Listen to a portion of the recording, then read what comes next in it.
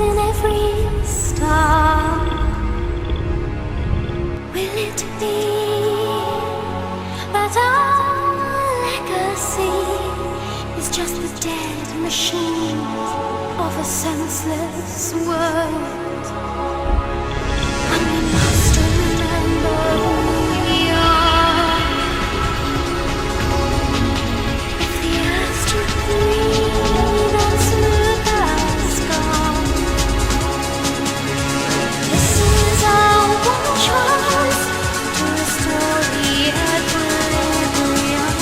This is